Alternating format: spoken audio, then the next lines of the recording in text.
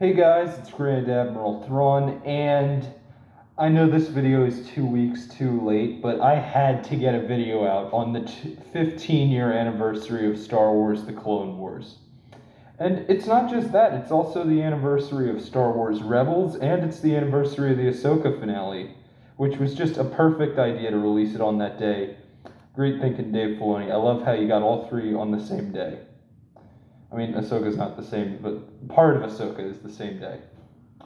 Anyway, for such a 15-year anniversary, I decided to go with one of the main characters of Clone Wars who I haven't yet reviewed, Asajj Ventress, one of the greatest villains in Clone Wars. And that's a very, very big list of great villains because Clone Wars has a ton of great villains. However, not all of them have Black Series yet. We're getting there.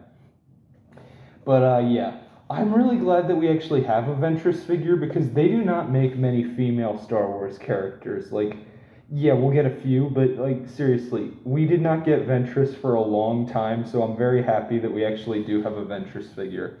And they did such a good job of her. This looks just like how Ventress does in her seasons 1 to 3 look. Which is weird because Ventress isn't even in season 2 of Clone Wars. But yeah, it still looks just like her from the Clone Wars movie and seasons 1 and 3 of Clone Wars. Well, at least her primary look. She does change her appearance in season 3 shortly after the Battle of Kamino, because I think she's in the Battle of Kamino in this look, and then she changes her look. And then there's the rest of her arc in season 3. But anyway, now I'm actually going to get into the figure, which I've been avoiding, and I've just been talking about the character of Asajj Ventress. Sorry, I get preoccupied. It's a great character. She's a great character. Anyway, so one of the great features that they gave this figure is her lightsabers. Not only are they bent like they should be in the show, how hers are similar to Dooku's, but they actually have a feature that was unique to the Clone Wars movie of how hers could connect and become like Darth Maul's, in that it was a double-bladed lightsaber, and then they could also disconnect. I mean, that feature is just in the Clone Wars movie because Obi-Wan does cut her thing in half while it's connected, so they never had that feature again. But it was such a cool feature for a lightsaber.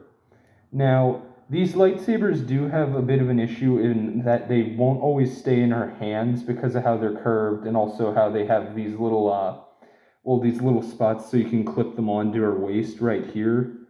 You can't really see the holes because I'm wearing a Mando helmet, but if I wasn't wearing the helmet, I would show you. But these both do connect to her waist, like on her belt right there.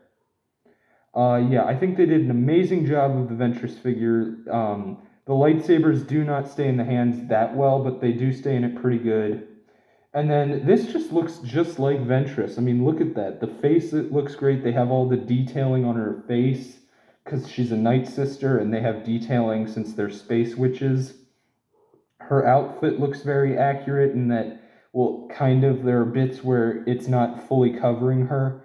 And then they gave her the purple, I don't know what you would call it. See, there's one of the lightsabers falling out because they don't always stay in right. But yeah, they are pretty good. It's not gonna always happen. And then they did give her her purple. I don't know what you'd call that, but it's there, her part of her outfit, and it's an actual cloth. It's not rubber, which is an amazing detail because I hate when they do rubber at parts of the outfits and then it doesn't look good, and then it barely makes the feature able to be played with. It's a long thing, but I'm really glad that they gave that in cloth. And then this is there too. That's not actually cloth, but it is still there. Yeah, like her face, even on the back of her head, they have the detail there. Her legs, she's not the greatest when it comes to standing up. Like, she will fall over. A lot of the female figures do that, where they aren't the best at standing up. They do fall over. Like, as you can see, it's kind of rocking. But yeah, they do a pretty good job with Ventress. I mean, I was waiting for a Ventress figure for so long because, like, we were barely getting any Black Series characters off females, and then we finally get Ventress. And since then, they're doing a great job of getting more Clone Wars villains out. We're getting a Pre-Vizsla soon. I think that's about it. Yeah, just pre-Vizsla.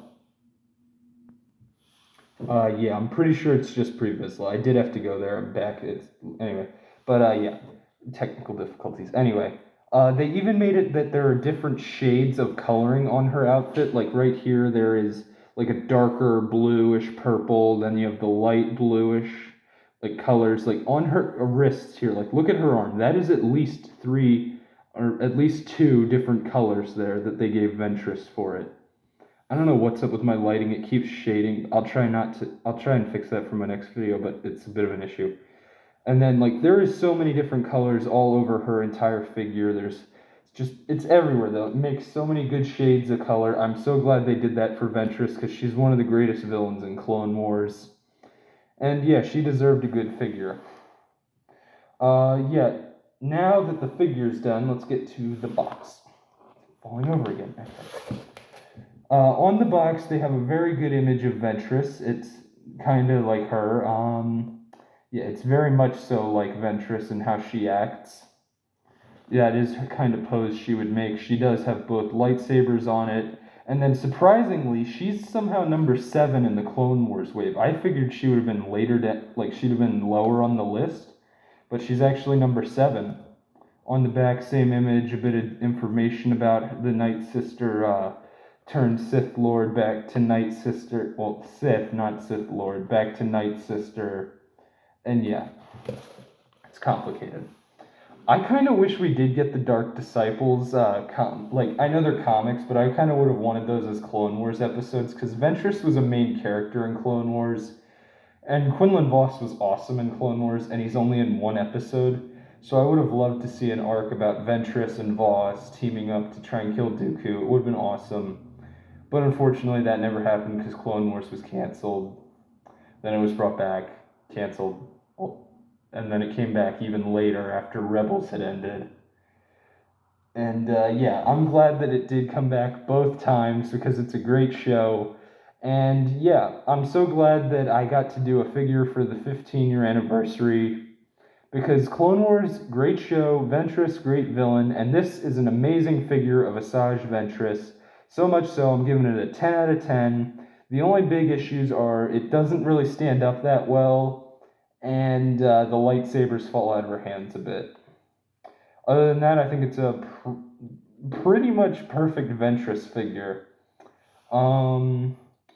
Yeah, that's going to be about it for this video. This is Grand Admiral Thrawn signing off. I look forward to our next encounter in my next video.